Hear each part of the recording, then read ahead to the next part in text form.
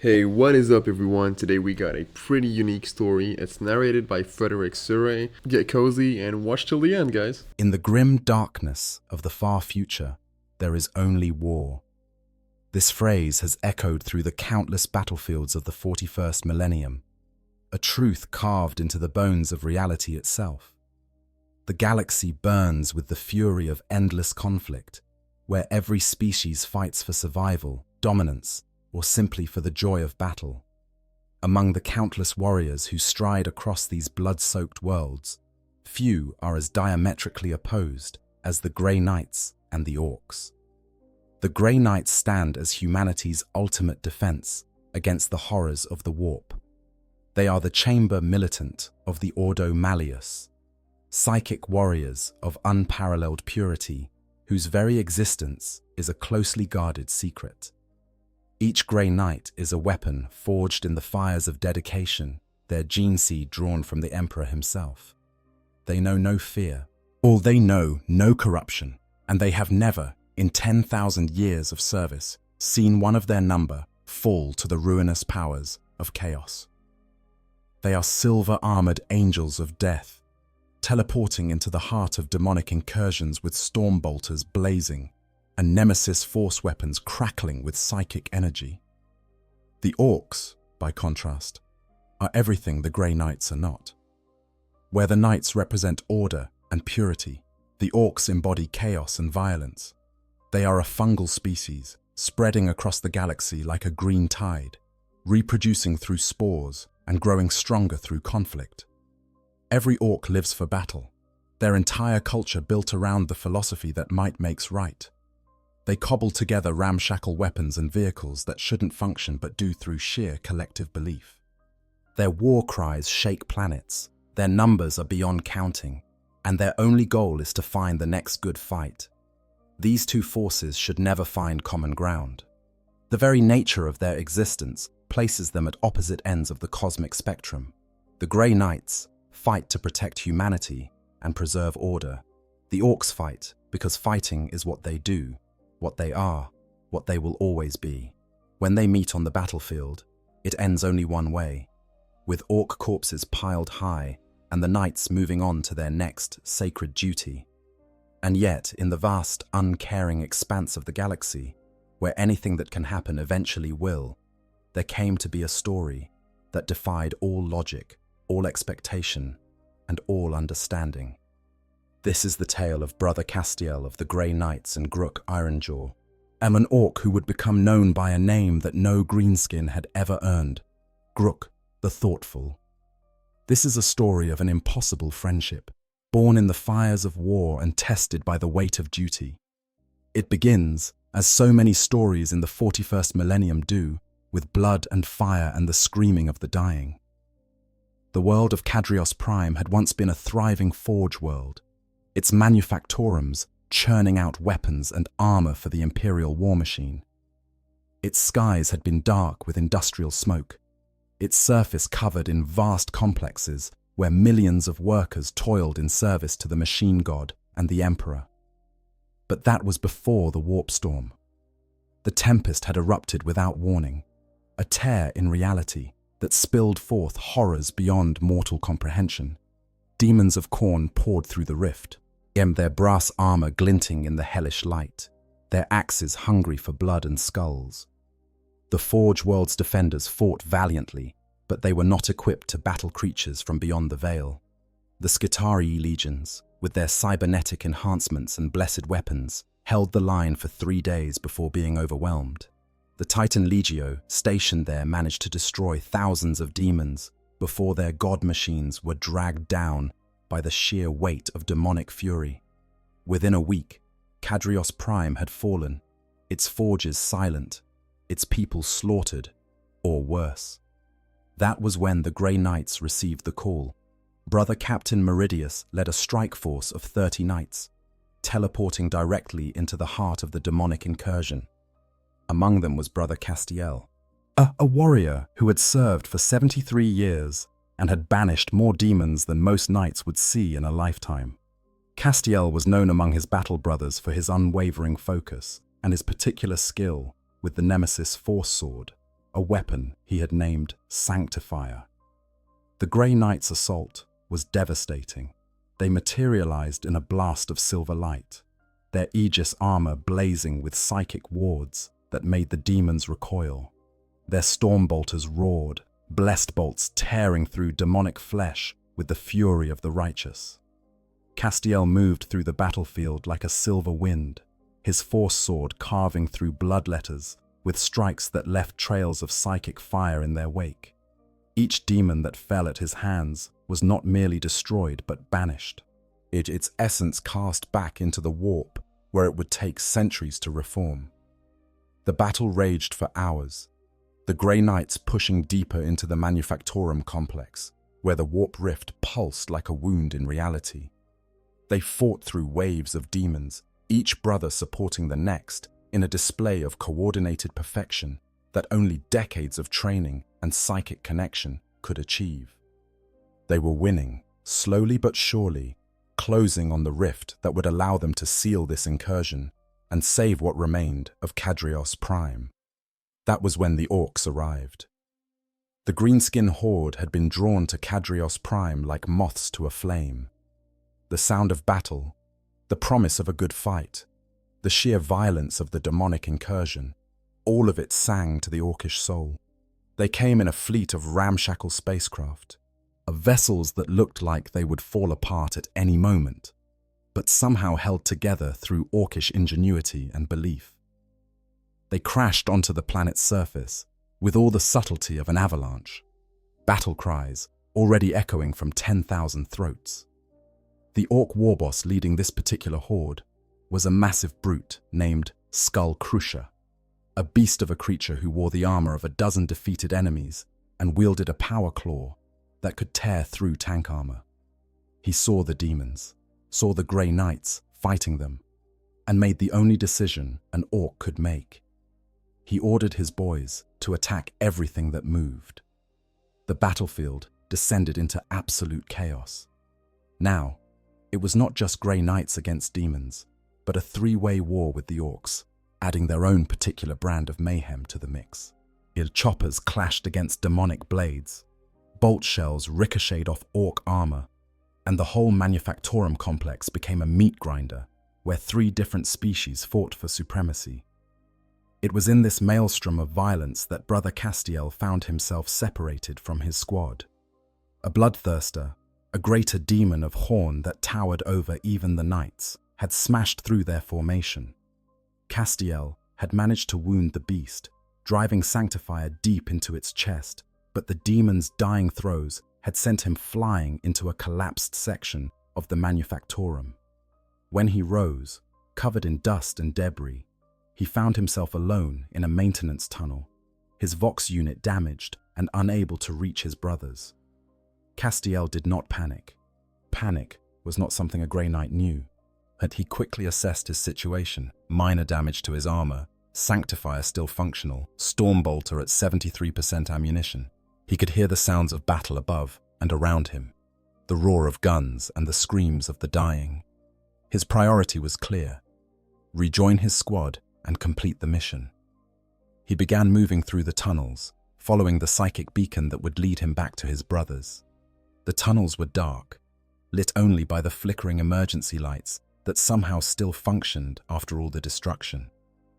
His auto-senses painted the world in shades of green and silver, highlighting potential threats and mapping the route ahead.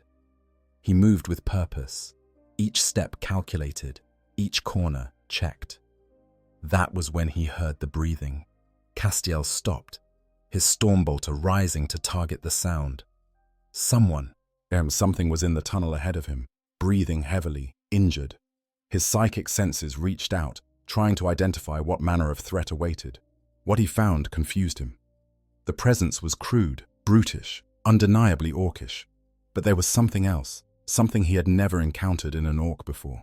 Hesitation, uncertainty, pain, not just physical but something deeper.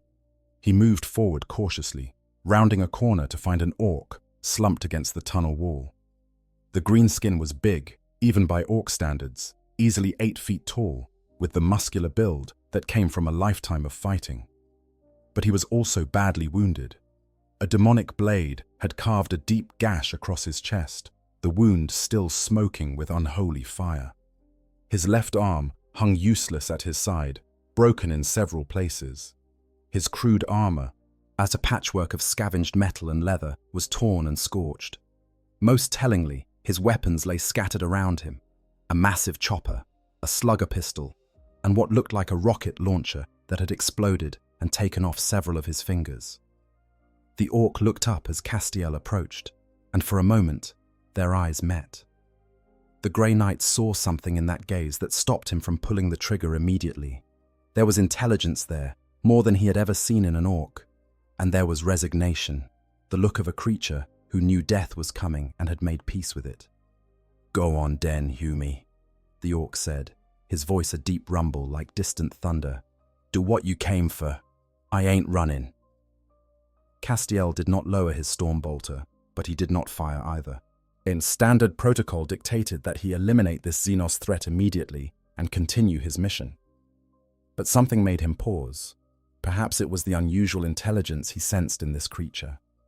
Perhaps it was simply the tactical reality that a dying orc posed no immediate threat, while the demons above most certainly did. Perhaps it was curiosity, that most dangerous of human traits, that even the extensive conditioning of the Grey Knights could not entirely eliminate. "You speak Gothic," Castiel said, his voice amplified by his armor's Vox system. The orc made a sound that might have been a laugh, or might have been a cough. "Picked it up here and there. Spent time with the blood axes they taught me. Said it was useful for trade and mucking about with Yumis. Never taught me how to deal with shiny boys like you. Do. You know what I am? Heard stories. Silver armor, got the warp stuff. Fight the demons. You're one of them secret boys, the ones what kill anything that sees them." The orc shifted slightly, wincing at the pain. "So go on, do your job. Gruk Ironjaw ain't afraid of dying." Gruk Ironjaw. The name meant something, though Castiel could not place it immediately. He accessed his armor's tactical database, running the name through Imperial records. What came back surprised him. Gruk Ironjaw was known to Imperial intelligence. He was a blood axe mech, unusual among orcs for his tendency to think before acting, to plan rather than simply charging in. He had been involved in several incidents where his unusual intelligence had led to tactical complications for Imperial forces. What he was also noted as being one of the few orcs who had ever been observed attempting to communicate with other species rather than simply attacking on sight. "You are Gruk Ironjaw," Castiel said, "the one they call thoughtful." Again, that sound that might have been a laugh. "That's me. They call me dat 'cause I think too much for an orc. Ain't natural, they say. Ain't right. But it kept me alive this long, so I figure it ain't so bad." He looked down at his wound, at the demonic fire still eating at his flesh. "Kept me alive till now, anyway." Castiel made a decision. It was not a decision based on logic or protocol. It was, perhaps, a decision based on that most dangerous of things, instinct. He lowered his storm bolter and approached the wounded orc. "What are you doing?" Grok asked, suspicion creeping into his voice. "That wound is killing you," Castiel said, kneeling beside the orc.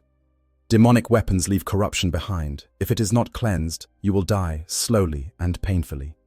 "And you care why, exactly?" Castiel did not have a good answer to that question. He should not care. Every moment spent here was a moment away from his mission, a moment his brothers might need him. But he found his hands already moving, his psychic powers focusing not on destruction, but on purification. Silver light began to glow around his gauntlets as he placed them on the orc's wound. Gruk hissed as the psychic energy touched his flesh, but he did not pull away. He watched with fascination as the demonic corruption began to burn away under Castiel's ministrations, the unholy fire consumed by something purer.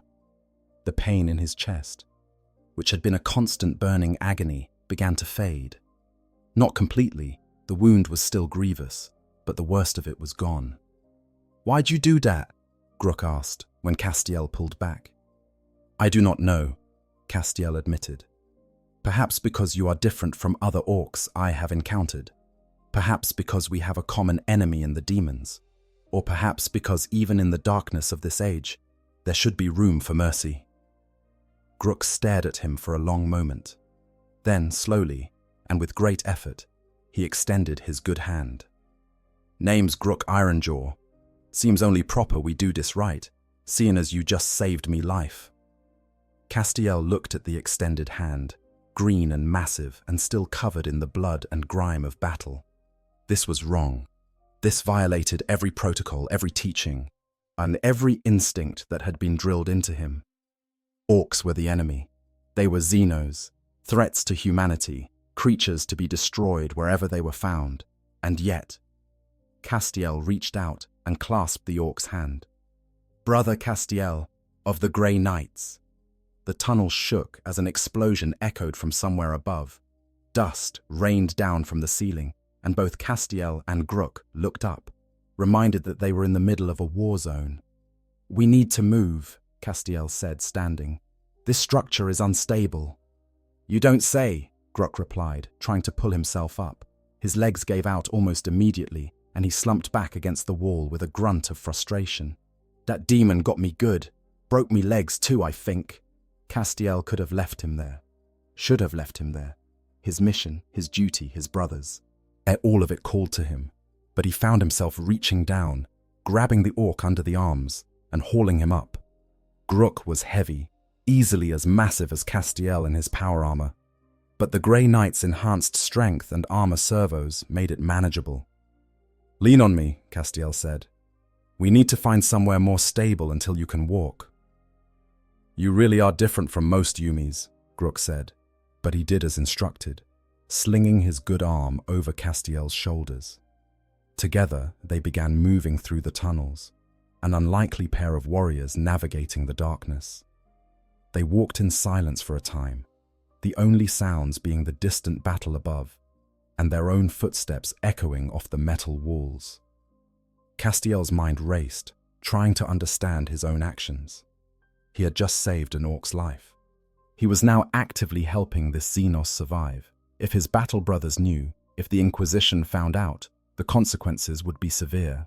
At best, he would face censure and penance. At worst, he might be deemed compromised and executed. And yet, he could not bring himself to regret it. "So, Brother Castiel," Grook said, breaking the silence. "What's it like, being one of the Silver Boys? Must be something special, having all that power, all that purity and such." "It is duty," Castiel replied. "We are weapons in the Emperor's hand, pointed at the darkness that threatens humanity. There is no glory in it, no pride, only purpose." Sounds lonely. The observation, so simple and yet so accurate, caught Castiel off guard. We are not alone. We have our brothers, our chapter, our faith. But do you have friends, people, or orcs? Or whatever that you care about outside of duty and all that?" Castiel did not answer immediately. The truth was, he did not. The Grey Knights were brothers in arms, comrades who would die for each other without hesitation. But friendship, in the way Grook seemed to be describing it, was not something that existed in the chapter. They were tools, weapons, holy instruments of the Emperor's will. They were not meant to have personal attachments or individual desires. "No," he finally admitted, "we do not." "That's sad, that is," Grook said. "Even orcs got mates. We fight together. We drink together. We share stories about the best fights. Makes it all mean something, you know." Before Castiel could respond, the tunnel ahead of them collapsed. Stone and metal crashed down, blocking their path forward. They stumbled back. Castiel's auto-senses, detecting that the entire tunnel system was on the verge of catastrophic failure. The battle above, the weight of the manufactorum, the structural damage from weeks of fighting, it was all coming to a head. "We need to find another way out," Castiel said, turning down a side passage. His internal compass told him they were moving deeper into the complex, away from his squad, but survival took precedence. They moved as quickly as Grook's injuries would allow, navigating through a maze of maintenance tunnels and storage chambers. Twice more, they had to change direction as sections of the complex collapsed around them.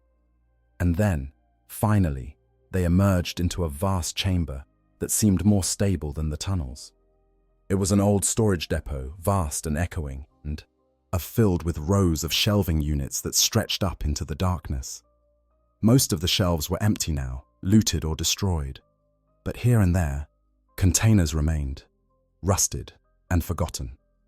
In the center of the chamber, there was a clear space where someone, at some point, had set up what looked like a makeshift camp. A few crates arranged as furniture, some emergency rations scattered on the ground, a lantern that still flickered with a dying light. "This'll do," Grook said, slumping onto one of the crates. "Nice and quiet. No demons, no humies shooting at us. Just peace for a bit." Castiel checked his chronometer. He had been separated from his squad for 2 hours now. His Vox unit was still damaged, unable to reach them. He could feel the psychic beacon of his brothers, distant but still present, which meant they were alive and still fighting. The warp rift had not yet been sealed. The mission continued without him. He should leave, find a way back to the surface, rejoin his brothers, complete his duty. Every moment spent here was a dereliction of that duty. And yet, looking at Grook, at this unusual orc who had done nothing but speak honestly with him, Castiel found himself sitting down on another crate. "Tell me something," Castiel said. "Why do you fight? Orcs live for battle, this much is known. But you think more than the others. You must have questioned it at some point. Why do you continue?" Grook was quiet for a long moment, longer than Castiel had expected. The orc stared at his broken arm, at the wounds that covered his body, and something like weariness crossed his features. I don't know if I can explain it in a way that makes sense to you," Grook finally said. "For orcs, fighting ain't just what we do, it's who we are. From the moment we pop out of the ground, we know what we're for. We're made for war. It's in our bones, in our blood, in every part of us. The strongest orc leads, and the rest follow, and we all go find a good fight. That's the way it's always been, the way it'll always be." "But you question it," Castiel observed. "Yeah, I do." Grook's voice was softer now, almost contemplative. "I see the other boys, all happy and content with just fighting and fighting. They don't think about why. They don't worry about tomorrow. They just live in the moment. And I wish I could be like that sometimes. But I can't. I see patterns, I see strategies, I see all the ways things could go right or wrong. Makes me different. Makes me strange. Makes other orcs look at me funny." "Does it make you alone?" Castiel asked, thinking of his own isolation within his order. "Yeah, it does." Grook looked up at Castiel, and in that moment, there was something like understanding passing between them. "That's why this is so weird, innit? Here I am, sitting with a silver boy, what's supposed to kill me, and I feel more understood than I have in years. Ain't that something?" It was something indeed. Castiel found himself genuinely curious about this creature, this orc who defied every expectation. "How did you come to be this way? Orcs do not typically develop such introspection." Grook shrugged his good shoulder. "Was always a bit different, even as a young orc. While the other boys were bashing each other's heads in, I was watching, learning, figuring out why some things worked and others didn't. Got apprenticed to a mech, learned how to build stuff. But I kept asking questions that mechs ain't supposed to ask. Like, why do orc machines work when they shouldn't? Why does red make things go faster? Why does our belief make things real?" "Those are dangerous questions for an orc to ask," Castiel said. "Tell me about it. Got myself beaten up more times than I can count for asking them, but I couldn't stop. The more I learned, the more I wanted to know.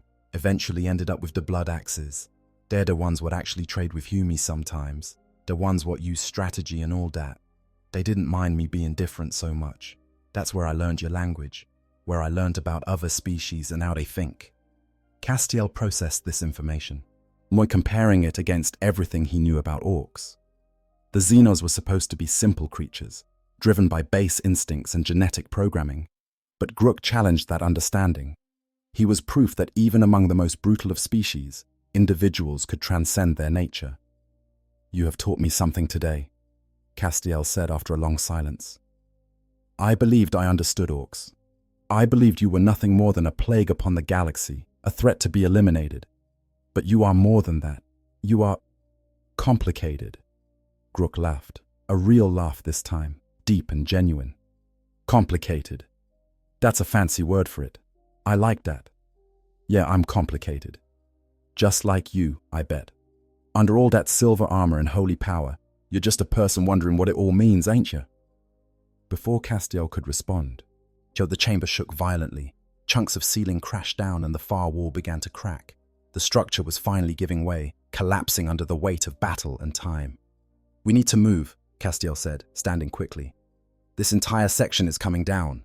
"Where are we going to go?" Grook asked, but he was already struggling to his feet, leaning heavily on Castiel for support. "There," Castiel pointed to a service ladder that led up into the darkness. "That should take us closer to the surface. If we can reach the upper levels, I can signal my brothers." They moved as quickly as they could, Castiel half carrying Grook toward the ladder as the storage depot began its final collapse around them. Shelving units toppled like dominoes, containers crashed to the ground, and dust filled the air until Castiel's helmet automatically switched to thermal imaging. They reached the ladder just as a massive section of ceiling came down where they had been standing moments before. Castiel looked at the ladder, looked at Grook's broken legs, and made another impossible decision. "Hold on," he said, and before Grook could protest, Castiel activated his armor's strength enhancement and simply began climbing with the orc on his back. It was brutally difficult. Even with his power armor, carrying Grook's weight while climbing was pushing the servos to their limits. His armor's machine spirit protested, warning lights flashing across his helmet display, but Castiel ignored them. He climbed, one rung at a time, as the world fell apart below them. They emerged onto an upper level, a vast manufacturing floor that had been abandoned for weeks. The ceiling here was intact, and through the massive windows, Castiel could see the sky, purple and red with the light of the warp rift still burning above. "We made it," Grook said, amazement in his voice. "You actually got us out." Castiel set the orc down gently, and immediately began working on his damaged Vox unit. With some adjustments and a small application of psychic energy to jumpstart the damaged circuits, he managed to get a signal. "This is Brother Castiel to any Grey Knight's forces. I am alive and requesting extraction coordinates." Static answered him at first. Then a voice cut through, professional and clipped. "Brother Castiel, this is Brother Mordred. Your signal was lost. Confirm your status. I am operational with minor armor damage. I am on level 43 of the Eastern Manufactorum. What is the status of the mission?" "The warp rift has been contained. Brother Captain Meridius is preparing the final sealing ritual. However, the orc forces have regrouped and are assaulting our position. We require all available knights for the final push." Castiel looked at Grook, at the orc who had somehow become something more than an enemy in the hours they had spent together. "Understood. I am en route to your position. Castiel out." He turned to Grook. "I have to go. My brothers need me." "Course they do. You got a job to do." Grook's voice was understanding, but there was something else there too. Sadness, perhaps, or maybe just acceptance. "Thanks for keeping me alive, Brother Castiel. I ain't gonna forget it. Nor will I forget you." "Grook, Ironjaw." Castiel extended his hand again, and Grook took it.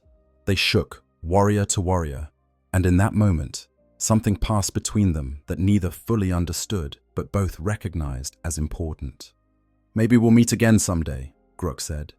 "Maybe in a different time, when we ain't supposed to be enemies." "Perhaps," Castiel said, though he knew it was unlikely. He began to turn away, to head toward his brothers and his duty, when Grook spoke again. "Wait, one more thing. If we do meet again, on a battlefield somewhere, and we gotta fight, I want you to know I'll fight with everything I got. Not 'cause I hate you, but 'cause I respect you, and I hope you'll do the same." Castiel nodded. "I will, my friend." The word felt strange on his lips. Friend. It was not a word Grey Knights used. not a concept they were meant to embrace. But in that moment, it felt right. Castiel activated his teleportation beacon and vanished in a flash of silver light, leaving Grook alone in the abandoned manufactorum. The orc sat there for a long time, looking at the space where the Grey Knight had been, a small smile on his scarred face. The final battle for Kadrios Prime lasted another 6 hours. The Grey Knights, reunited and fighting as a cohesive force, pushed through the orc lines with brutal efficiency. Brother Captain Meridius led the charge, his force halberd reaping a terrible toll among the greenskins. Castiel fought alongside his brothers, his mind focused on the mission, but part of him wondered what had happened to Grook. The orcs, true to their nature, fought with savage fury, like they cared nothing for the demons that had been their enemy just hours before. Now the shiny silver boys were the best fight available, and that was all that mattered. They crashed against the Grey Knight's lines in waves, their crude weapons somehow finding gaps in the holy armor, their sheer numbers threatening to overwhelm even the Emperor's finest. But the Grey Knights had faced worse. They held their ground, their psychic powers flaring like silver stars against the green tide. Castiel cut down orc after orc, each stroke of Sanctifier precise and lethal. But he found himself checking each fallen face, looking for one particular greenskin, hoping he would not find him. He did not. Grook was not among the dead. Finally, as the sun rose over Kadrios Prime, painting the devastated landscape in shades of amber and gold, as the warp rift was sealed, Brother Captain Meridius completed the ritual, his psychic might channeled through blessed wards and ancient prayers. The rift collapsed in on itself with a sound like reality screaming, and the demons that remained were pulled back into the warp, their physical forms dissolving into nothing. With their primary enemy gone, the orcs lost interest in the battle. They withdrew to their spacecraft, already arguing among themselves about where to find the next good fight. The Grey Knights did not pursue. Their mission was complete, and the Inquisition had already dispatched cleansing teams to deal with the remaining Xenos' presence. In the aftermath, as the Grey Knights prepared to depart, Castiel found himself standing alone on a balcony overlooking the ruined city. The manufactorum, where he had spent those hours with Grook, was visible in the distance. A broken shell of twisted metal and shattered stone. Brother Castiel. He turned to find Brother Captain Meridius approaching, his ancient armor bearing new scars from the battle. "Brother Captain," Castiel said, saluting formally. "Your absence was noted," Meridius said, his tone neutral but probing. "The Vox logs show your communication system was damaged. What transpired during your separation?" Castiel had known this question would come. He had prepared his answer carefully, weighing truth against duty. "I was separated from the squad during the Bloodthirsters' assault. I survived the collapse of the eastern section and made my way through the maintenance tunnels. The structural instability delayed my return." It was not a lie. But it was not the complete truth either. You know, as I was researching and writing this story, I kept thinking about what makes Warhammer 40K so compelling to me. It's not just the battles or the grim dark atmosphere. It's those rare moments where the setting asks us to imagine something different, something hopeful even in all that darkness. The idea that a Grey Knight and an Orc could find common ground is absurd by every measure of the lore. And that's exactly why it's worth exploring. Sometimes the most interesting stories aren't the ones about crushing your enemies, but understanding them. It reminds me why I love this hobby so much. The community, the endless possibilities, the way we can take these established factions and ask, what if? I'd love to hear your thoughts in the comments. But anyway, let's get back to the story. Meridius studied him for a long moment, his psychic senses no doubt reaching out to touch Castiel's mind. But the Grey Knights were trained to shield their thoughts, even from each other, and Castiel's mental barriers held. "I see," Meridius finally said. "It is good you survived, brother. We could not afford to lose you." He paused, then added, "I sensed something during the final battle, a hesitation in your movements when engaging the Xenos. Is there something you wish to report?" "No, brother Captain, I am fully committed to my duty." Another long look. Another psychic probe that slid off Castiel's shields. Then Meridius nodded. "Very well. Prepare for departure. We are needed elsewhere. The war against chaos never ends. By the Emperor's will, Castiel replied.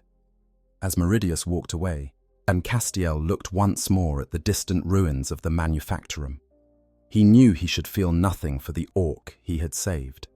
It had been an aberration, a moment of weakness or curiosity that would not be repeated. And yet, he could not shake the memory of Grook's words, of the understanding that had passed between them. For the first time in his 73 years of service, Brother Castiel of the Grey Knights wondered if duty was enough.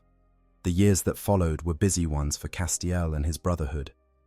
The Grey Knights moved from conflict to conflict, appearing wherever the taint of chaos threatened the Imperium. Castiel fought demons on frozen death worlds and burning hell planets. He banished horrors whose names could not be spoken and destroyed cultists by the thousands. He did his duty without question, without hesitation, as a Grey Knight should. But in the quiet moments, when he meditated in his cell aboard their strike cruiser, his thoughts would sometimes drift back to Cadrios Prime. He would remember the orc who thought too much, who questioned his nature, who had shown Castiel that even in the darkness of the 41st Millennium, understanding could exist between enemies. He told no one of his encounter. It remained his secret, a small piece of himself that he kept hidden from even his closest battle brothers. He did not know why it mattered so much to him, only that it did. Perhaps it was because Grook had shown him something he had never considered, that there were other ways to be, other possibilities, beyond the rigid structure of duty and service. Or perhaps it was simply because, for a few brief hours, he had not been Brother Castiel of the Grey Knights. He had just been Castiel, a person having a conversation with another person, sharing thoughts and experiences without the weight of 10,000 years of conflict between them. 5 years passed. Then 10. The galaxy turned. Wars were fought. Empires rose and fell. Castiel continued his service, his name added to the rolls of honor, his deeds recorded in the chapter's archives. He was promoted to Justicar, leading his own squad into battle against the forces of darkness. He trained new recruits, passing on his knowledge and experience. He became known as one of the chapter's finest warriors, a model of what a Grey Knight should be. And then, on a world called Mortressa, in the Segmentum Obscurus, he saw green skin again.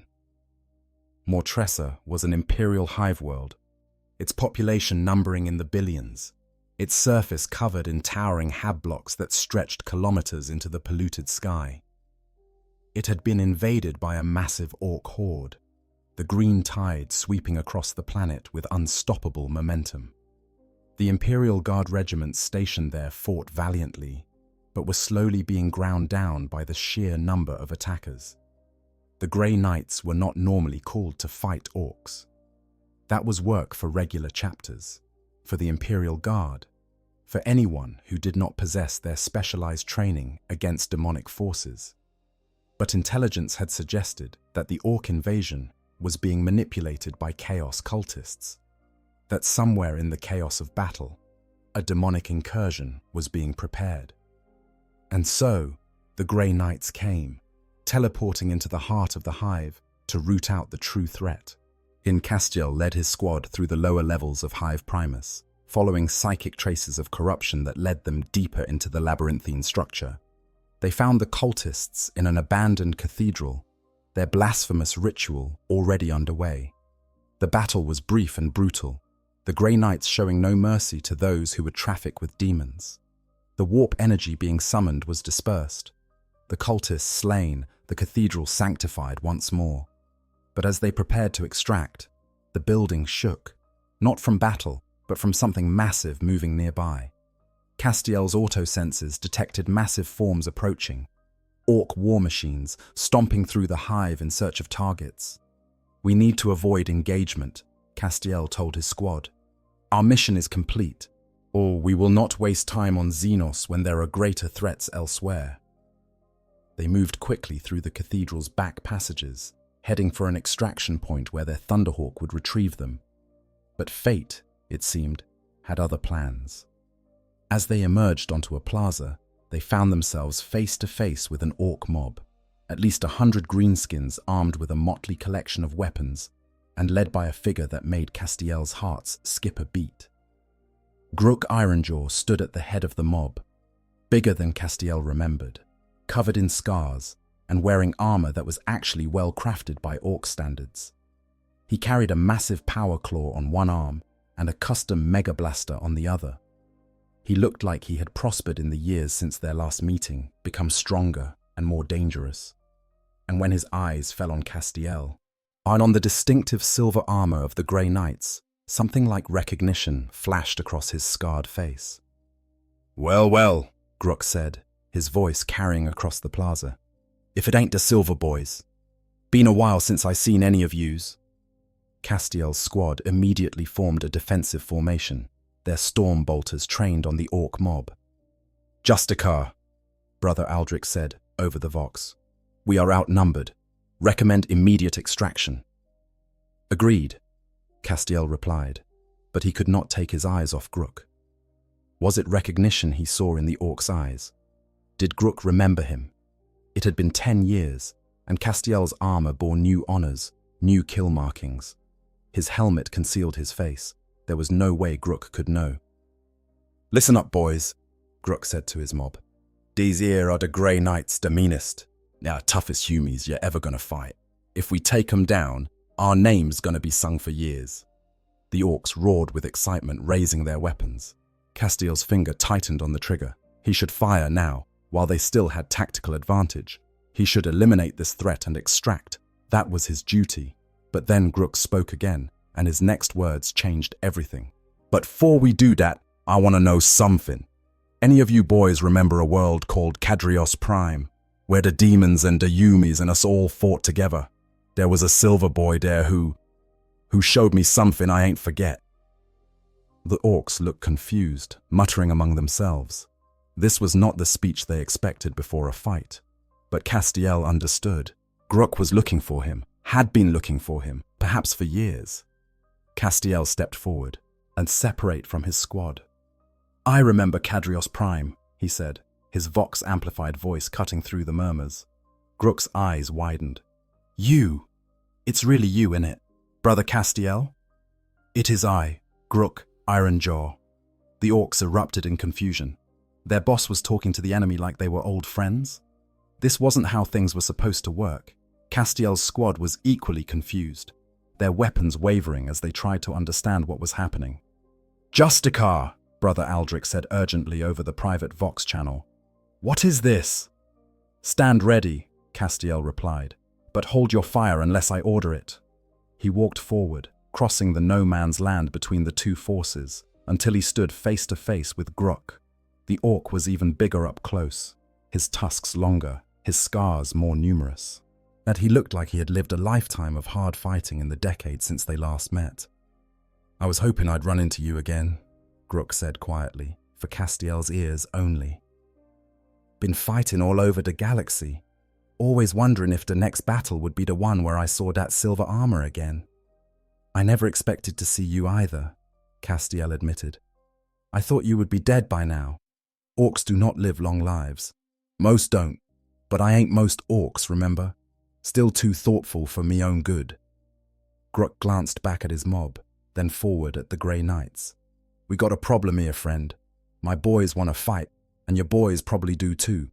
But I ain't forgotten what you did for me, and I ain't forgotten what we talked about in that tunnel."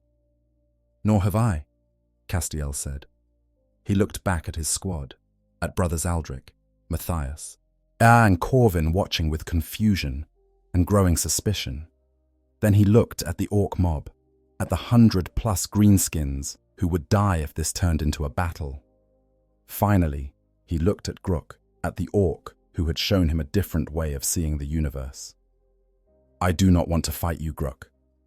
And I don't want to fight you, Castiel. So how do we get out of this?" Castiel thought quickly. He was a Justicar now, a leader of men, trained not just in combat, but in tactics and strategy. And he had learned, over the years, that sometimes the best strategy was the one no one expected. "A deal," he said. "You let us leave unmolested, and I will tell you something you need to know, Something about this hive that will give you the victory you seek. Grook's eyes narrowed. You gonna help me win against your own side? That don't sound like something a Grey Knight would do. The alternative is we fight. Many die on both sides, and neither of us accomplishes our objectives. I know you, Grook. You think beyond the immediate battle. You see the larger picture. So think, what is more valuable to you? The honor of fighting us, or the practical advantage of information that will help you conquer this hive? Grook was silent for a long moment, his crude but clever mind working through the problem. Finally, he nodded. All right, I'm listening. The eastern hab blocks are barely defended, Castiel said. The Imperial Guard has concentrated their forces in the west, expecting your attack there.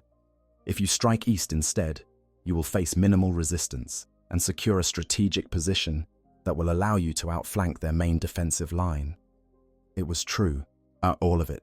Castiel had reviewed the tactical situation during their insertion. He was giving Grook real intelligence, information that would cost Imperial lives. It was a betrayal, and he knew it. But the alternative was fighting here, now, and that would end with Grook dead and Castiel's conscience heavier than he could bear. Grook studied him, trying to determine if this was some kind of trick. But whatever he saw in Castiel's body language convinced him. All right, you got a deal. Me and the boys will let you go, and we'll hit the east like you said. He extended his power claw carefully, offering a shake. Castiel took it, the massive metal claw dwarfing his armored gauntlet. They shook once, a pact sealed between warrior and warrior. Until we meet again, Grook Ironjaw. Until we meet again. Ye brother Castiel. Castiel walked back to his squad, knowing that they would have questions, knowing that his actions would need to be explained. As they reached the extraction point and boarded their Thunderhawk, Brother Aldrich confronted him immediately. Justicar, what was that? You gave tactical information to the enemy. You helped Xenos scum. I made a tactical decision to avoid unnecessary casualties while accomplishing our mission, Castiel replied evenly. The cultists are dead, the demonic incursion prevented. The war between Orcs and Imperial Guard is not our concern. It was a thin justification, and he could see that Aldrich did not fully accept it. But discipline held, and the matter was dropped, for now. But Castiel knew that this would not be the last time he faced questions about his strange mercy toward Orcs. And deep down, he wondered if he was being corrupted not by chaos, but by something equally dangerous, compassion. The Thunderhawk rose into the polluted sky, leaving Mortressa behind. As they ascended, Castiel looked down at the hive, at the tiny figures of Orcs and humans still locked in battle. He wondered if he had made the right choice, if his desire to preserve one unusual Orc was worth the Imperial lives that might be lost because of his information. He had no answer, only the certainty that seeing Grook again had affected him more deeply than any battle against demons ever had. In the years that followed, Brother Justicar Castiel's career continued to flourish. He led his squad through countless battles, his tactical acumen and combat prowess earning him commendations from the chapter leadership. He was being groomed for greater responsibility, perhaps even eventual promotion to Brother Captain. His name was spoken with respect in the halls of Titan, the Grey Knight's fortress monastery. But privately, Castiel was changing. The encounter on Mortressa had awakened something in him, a questioning of the absolute certainties he had been taught. He began to wonder about the nature of their endless war, about whether there might be other solutions beyond simply destroying everything that threatened humanity. He looked at the Xenos species they fought, and began to see not just threats, but living beings with their own cultures and motivations. It was a dangerous line of thought for a Grey Knight. Their purity, their incorruptibility, came from absolute faith in the righteousness of their cause. Doubt, questioning, as compassion for the enemy, these were the first steps toward corruption, the thin edge of the wedge that chaos could exploit. Castiel knew this. He fought against these thoughts, burying himself in prayer and meditation, seeking guidance from the Emperor. But the questions would not leave him.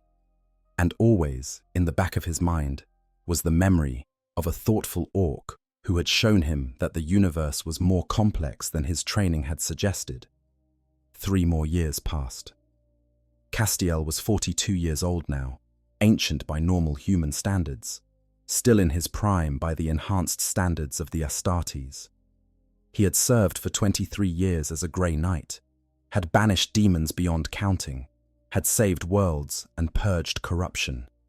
He was everything a Grey Knight should be, except he was not entirely, not anymore. As the crisis came on a world called Tertius Majoris, a civilized world known for its universities and centers of learning, it had been infiltrated by a Slanesh cult, hidden among the highest levels of society. The Grey Knights came to root them out, and the cleansing was swift and brutal. The cultists were destroyed, their twisted shrines torn down, their heretical artifacts consigned to holy flame.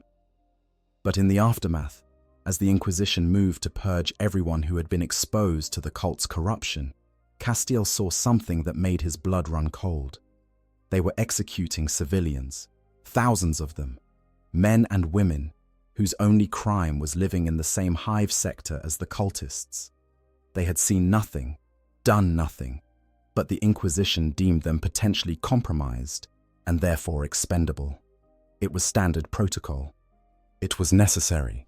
It was what protected humanity from the insidious spread of chaos. Castiel knew all of this, and yet, watching a mother and her children march to the execution chambers, listening to their pleas for mercy, he found he could not accept it. He went to Brother Captain Meridius, who had personally overseen the mission. "Brother Captain, I request permission to speak freely." Meridius, now ancient and scarred, looked at him with eyes that had seen too much horror. "Speak, Justicar. The purge of civilians, is it truly necessary? These people are innocent. They have done nothing to warrant death." "They have been exposed to chaos," Meridius replied calmly. "Even the slightest taint can spread like a disease. We must be absolute in our vigilance, or we risk losing everything we fight to protect." "But killing innocents," Castiel pressed, "how does that serve the Emperor? How does that make us different from the enemies we fight?" Meridius's expression hardened. "We are different because our cause is righteous. The Emperor protects, but he also demands sacrifice. These civilians die so that billions of others might live. It is a hard truth, but it is truth nonetheless." He studied Castiel carefully. "You have been troubled, Justicar. Your squad has reported irregularities, your mercy towards Xenos on Mortressa, your reluctance to endorse extreme measures. Tell me, do you doubt our cause?" Castiel wanted to say no, wanted to reaffirm his faith, his commitment, his absolute loyalty, but standing there, with the sounds of execution chambers echoing in his ears, while he found he could not lie. "I doubt our methods," he said quietly. "I believe in protecting humanity. I believe in fighting chaos. But I wonder if we have become so focused on purity that we have forgotten mercy. I wonder if there are other ways to fight this war." Meridius was silent for a long time. When he spoke, his voice was sad. "I had hoped I was wrong about you. I had hoped that your encounters with that Xenos creature were mere tactical decisions, nothing more.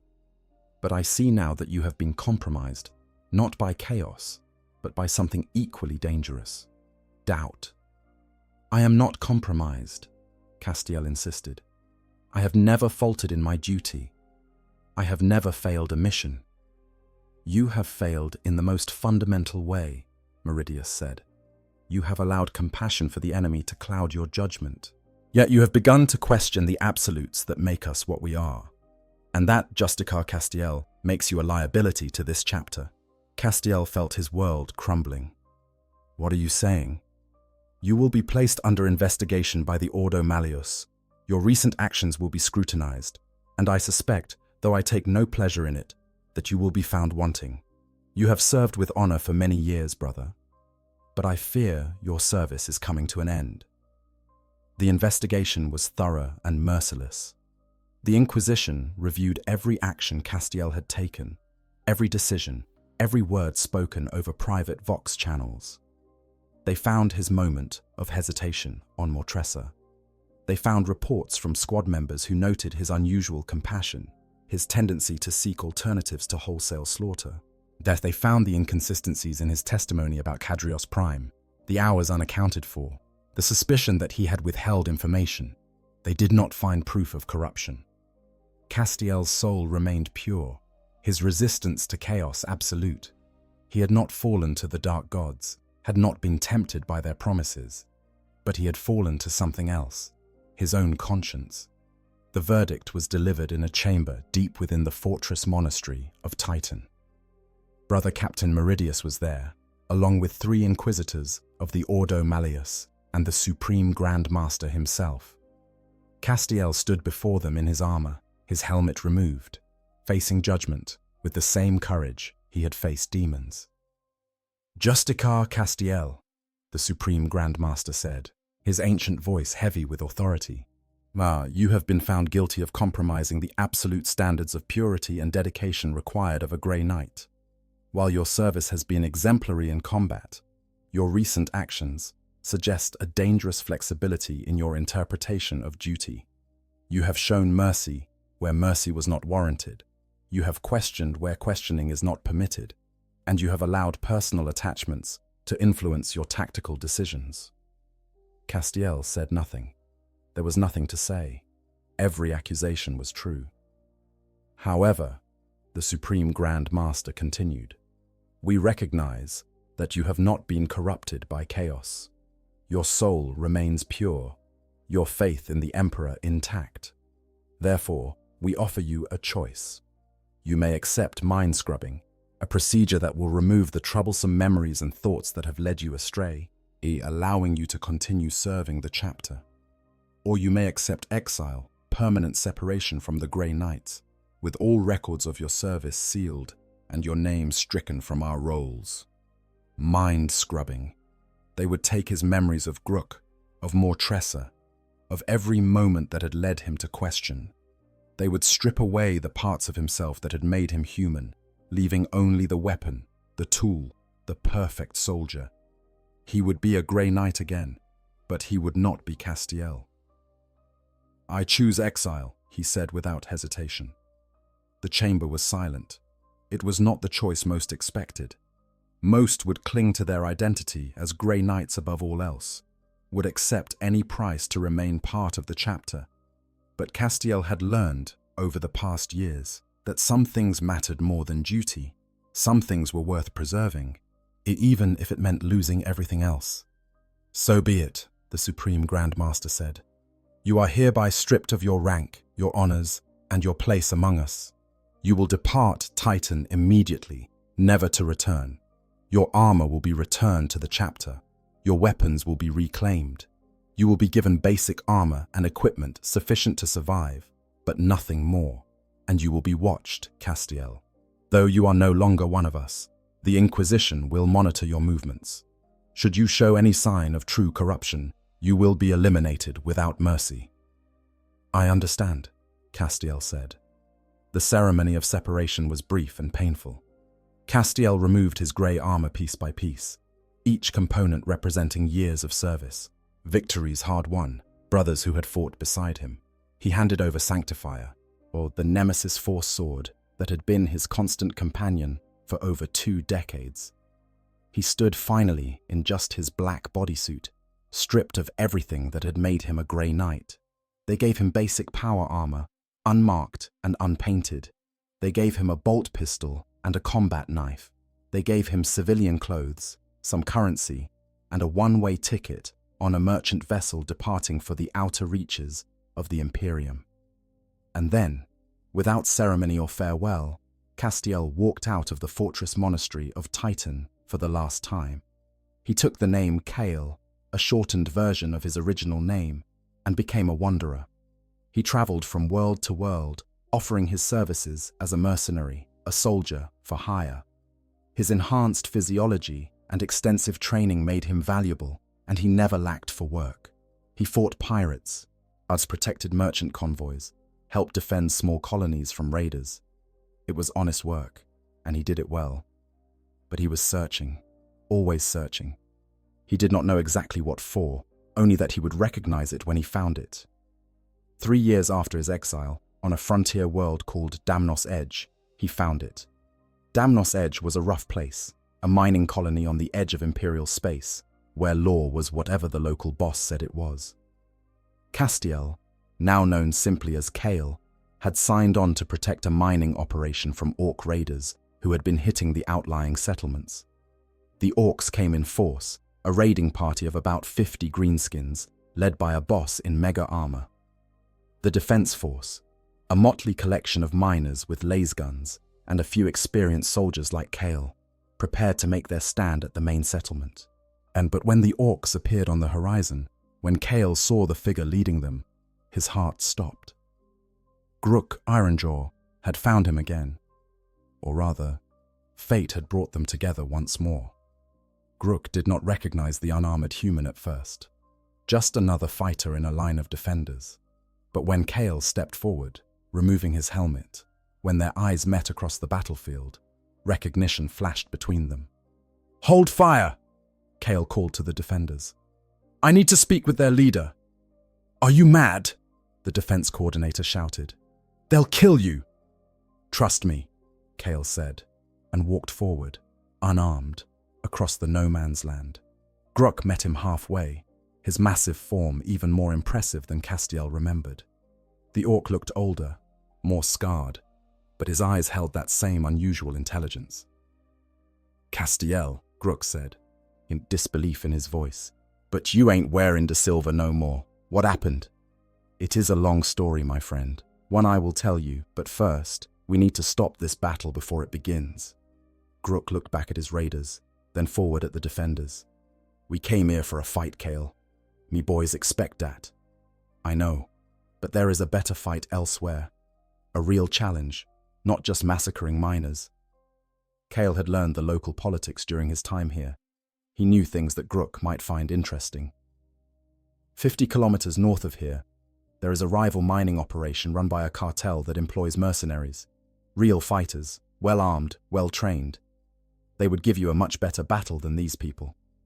Grook considered this, his mind working through the tactical implications. Then he grinned, showing his tusks. You always did know how to make a good argument. All right, we'll leave these folks alone and go find this proper fight you mentioned." He looked at Kale carefully.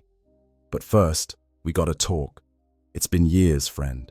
I want to know what happened to the Silver Boy." They walked away from both groups, finding a quiet spot on a hill overlooking the settlement. There, as the sun set over Damnos Edge, Castiel told Grook everything. His growing doubts, his exile from the Grey Knights, his new life as a wanderer. He held nothing back, trusting this Orc in a way he had never trusted anyone. Grook listened without interruption, his scarred face thoughtful. When Castiel finished, the Orc was quiet for a long moment. "You gave up everything," Grook finally said. "Your whole life, your brotherhood, your purpose. And for what?" "Just 'cause you couldn't stop thinking that maybe, just maybe, there's more to life than killing the enemy." "Yes," Castiel said simply. "That is exactly why." Grook nodded slowly. "I get it. I really do. Been feeling the same way myself, actually. The more I see of the galaxy, the more I fight and travel, the more I wonder if there's something more than just endless war. Most Orcs would call me a git for even thinking it, but I can't help it. It's who I am." "Then we are both outcasts," Castiel said. "Both too thoughtful for our own good." "Yeah, we are." Grook looked at Castiel, and in his eyes was something like brotherhood. "So what do we do now? You gonna keep wandering, fighting little battles on little worlds, and I'm gonna keep raiding, pretending I'm just like other Orcs, or maybe we do something different." "Different how?" "Together," Grook said. "You and me fighting side by side. Not for the Imperium, not for the Orcs, but for ourselves. We could be mercenaries, protecting people who need it, fighting the real threats. We could make a difference, Kale. Not the big universe-saving stuff, but the small, personal kind, helping folks who'd otherwise get crushed in all the endless war." Castiel considered this. It was insane, absolutely mad. A former Grey Knight and an orc working together? The Imperium would hunt them. The orcs would see Grook as a traitor. They would be outcasts among outcasts, hunted by everyone. And yet, it felt right. More right than anything had felt in years. I accept your offer, Grook Earenjaw. Or let us see what two thoughtful warriors can accomplish when they work together. They shook on it, human and orc. Former enemies turned companions. Behind them, both their groups watched in confusion and wonder. This was not how things were supposed to be. But then again, very little about either Castiel or Grook had ever been how things were supposed to be. The years that followed were strange and challenging, but also fulfilling in ways neither Castiel nor Grook had expected. They formed an unusual mercenary company, just the two of them at first, taking on jobs that others considered too dangerous or too unprofitable. They protected refugee convoys fleeing war zones. They hunted down raiders and pirates who preyed on vulnerable settlements. They defended small colonies from chaos cultists and Tyranid scouts. Word spread of the odd pair, the human warrior who fought with Astartes training and the orc who thought before he acted. They gained a reputation for effectiveness and, surprisingly, for honor. They kept their word, protected the innocent, and asked only fair payment for their services. Others joined them over time. A rogue trader who appreciated their unconventional approach. An elder ranger who had been exiled from his craft world. A Tau fire warrior who had seen too much death in the name of the greater good. A former Imperial guardsman who could not return home after what she had witnessed. Their company grew slowly, a collection of outcasts and misfits, but they were effective and they cared for each other in a way that transcended species and background.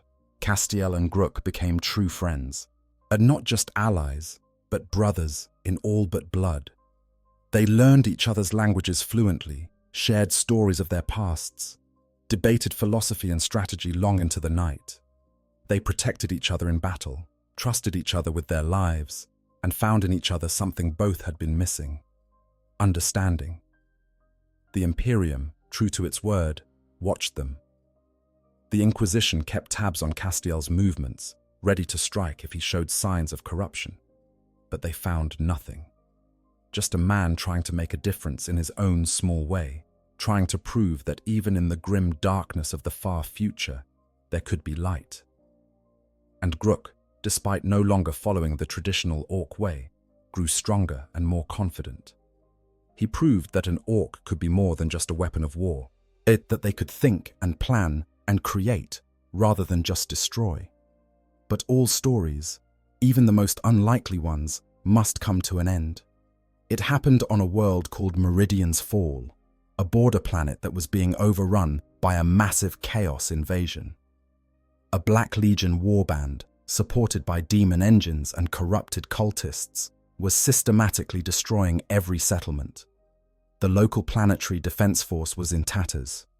The Astra Militarum regiment sent to help was scattered and leaderless, and the civilian population was being slaughtered by the thousands. Castiel's company was in the sector, and when they heard the distress calls, they did not hesitate. It was a suicide mission. Everyone knew it. They were 50 fighters going against thousands of traitors and demons, but they went anyway because it was the right thing to do. And they fought for 3 days, using every skill, every trick, every ounce of courage they possessed. They evacuated civilians, set up ambushes, destroyed supply lines, did everything they could to buy time for an Imperial response. Castiel fought like the Grey Knight he had once been, his bolt pistol barking and his combat knife flashing. Grook wielded his power claw with devastating effect, each swing crushing ceramite armor and corrupted flesh. On the third day, as they made their last stand at a starport where the final civilian evacuation ships were loading, they found themselves face to face with a Chaos Sorcerer, a powerful servant of Tzeentch whose warp magics had devastated entire companies of guardsmen. Castiel and Grook fought the Sorcerer together, their attacks perfectly coordinated, their trust in each other absolute. Castiel's training as a Grey Knight gave him resistance to the warp powers, while Grook's raw strength and ferocity forced the Sorcerer onto the defensive. Together, They were more than the sum of their parts. The battle was fierce and terrible. The sorcerer summoned demons, through bolts of warp fire, tried to corrupt their minds with whispered promises. But Castiel and Grook held firm, fighting not just for themselves, but for each other, for their company, for the civilians behind them. In the end, it was Grook who struck the killing blow, his power claw crushing the sorcerer's head. But the victory came at a cost.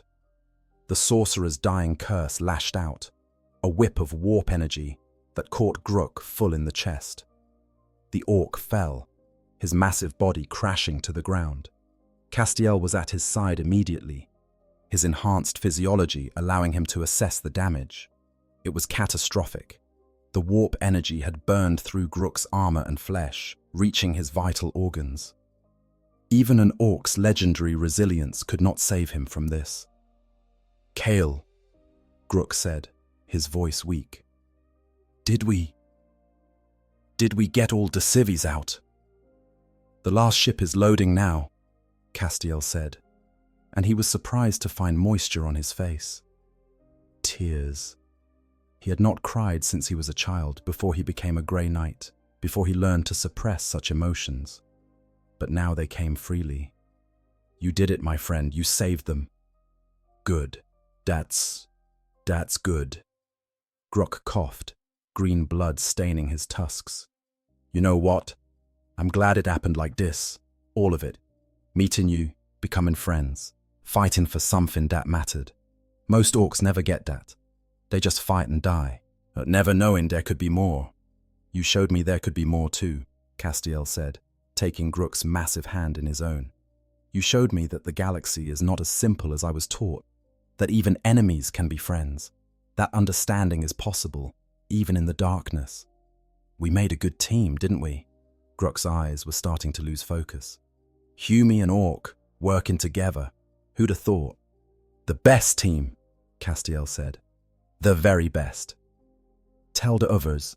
Tell 'em I went out fighting for something that mattered. Tell 'em Grook the Thoughtful proved an orc could be more than just a weapon." "I will. I promise." Grook smiled, a genuine smile despite the pain. "Thanks, friend, for everything." And then, quietly, his eyes closed for the last time. Castiel sat there, holding his friend's hand, as the last evacuation ship lifted off behind him. Around them, the battle still raged, the forces of chaos pushing forward. But in that moment, none of it mattered. All that mattered was that he had lost his friend, his brother, the orc who had shown him a different way to be. The company extracted shortly after, rescued by an Imperial Navy destroyer that had finally responded to the distress calls.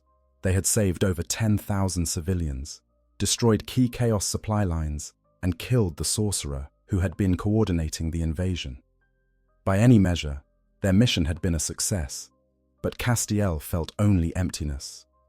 They held a funeral for Grook on a quiet moon, just the members of their company and a few civilians they had saved who insisted on attending.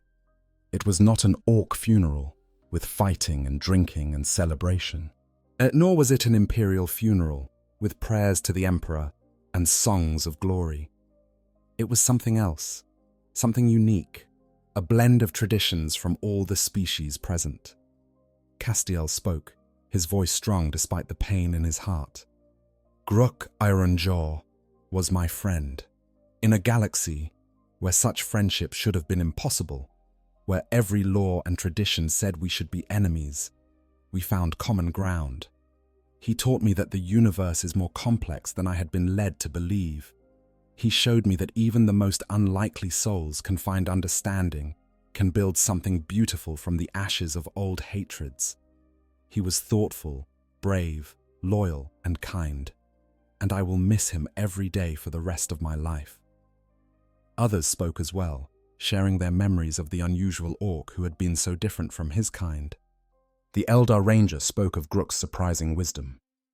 The rogue trader shared stories of his dry humor.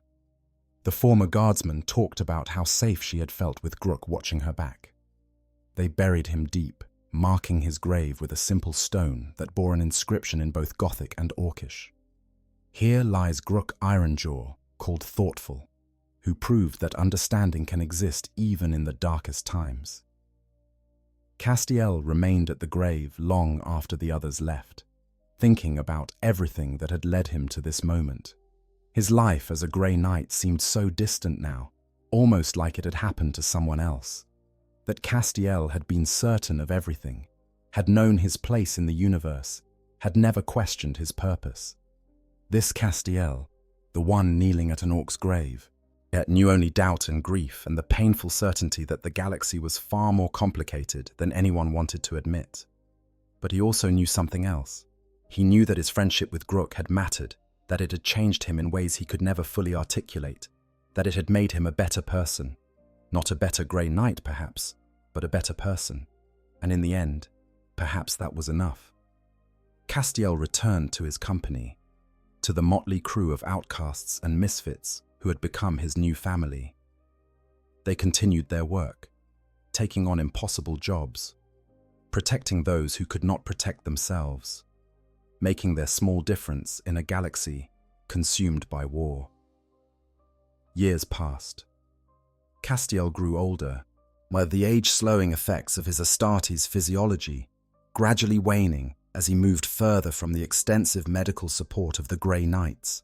He trained new recruits, passed on his knowledge, became a mentor to a new generation of warriors who believed that there had to be a better way. He never returned to the Grey Knights, never sought forgiveness or reinstatement. He had made his choice and stood by it, even when it cost him everything he had once held dear. But sometimes, in quiet moments, he would think back to a maintenance tunnel on Cadrios Prime, to a conversation with an wounded orc that had changed the course of his life. He would remember the lessons Gruk had taught him, that enemies can become friends, that understanding is always possible, and that even in the grim darkness of the far future, there is room for compassion. These memories sustained him through the hardest times, reminding him why he had walked away from the Grey Knights, why he had chosen to be Kail rather than Brother Castiel.